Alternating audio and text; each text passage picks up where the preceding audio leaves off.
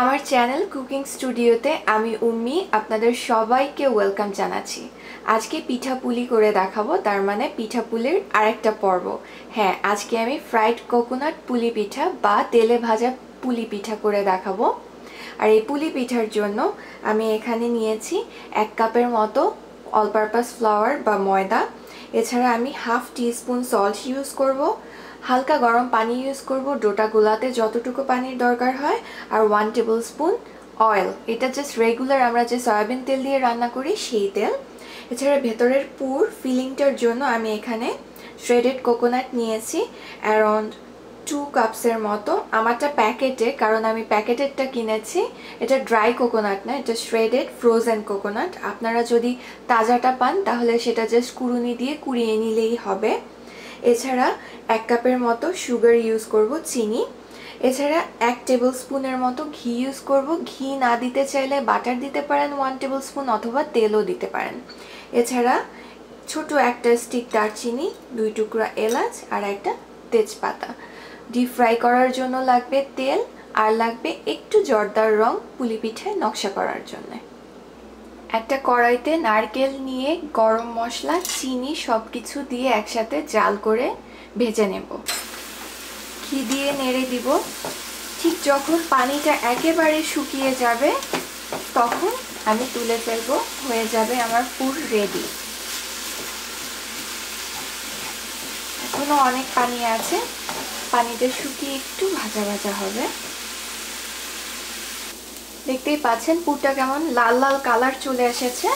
পুরটাকে এখন আমি তুলে নেব। পুরটা রেডি। ময়দার মধ্যে আমি দিয়ে দিব লবণ,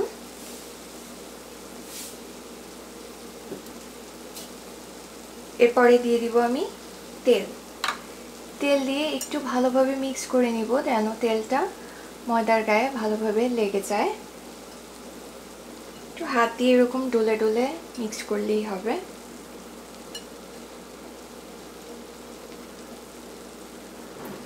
এখন প্রয়োজন মতো পানি দিয়ে আমি ডোটা তৈরি করব।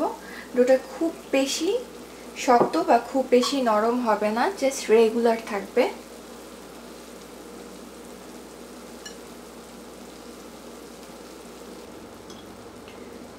রেডি হয়ে গেছে। এবার 15 মিনিটের জন্য এটাকে রেস্টে রাখবো, তারপর আমরা পিঠা বানাবো। আমি প্রায় 8টা ভাগ করে নিয়েছি, আপনারা চাইলে 10টাও করতে পারেন। 8 থেকে 10টা পিঠা হবে। এবার সেখান থেকে একটা ভাগ নিয়ে ছোট একটা রুটি বেলবো। রুটি বেলে ঠিক মিডলে নারকেলের পুরটা রেখেছি। এবার এরকম করে একটা ভাঁজ দিতে হবে, ভাঁজ দিয়ে একটু চেপে দিতে হবে। এবার এই কোণাটা এরকম করে লাগাতে হবে। এরকম করে আপনারা জাস্ট একবার প্র্যাকটিস করলেই হয়ে যাবে। সেম ডিজাইন আরও একভাবে করা যায়, সেটাও আমি দেখিয়ে দিব।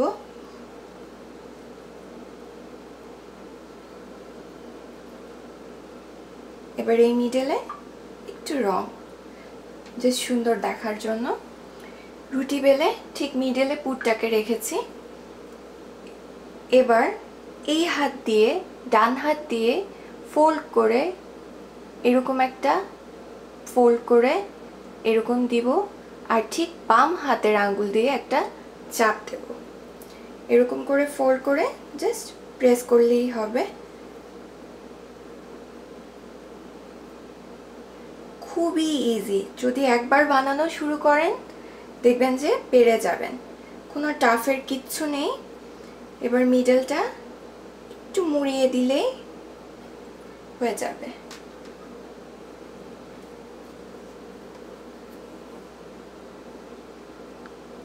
রুটি বেলে এক কোণায় আমি পুরটাকে রেখেছি এক সাইডে। এরপরে ফোল্ড করে দিয়ে ঢেকে দিয়ে জাস্ট হাত দিয়ে কর্নারগুলো চেপে দিব। চেপে একটু টেনে টেনে এরকম করে দিলেই হয়ে যাবে। খুব ইজি। আপনি চাইলে আপনার হাতের মধ্যে নিয়েও করতে পারেন।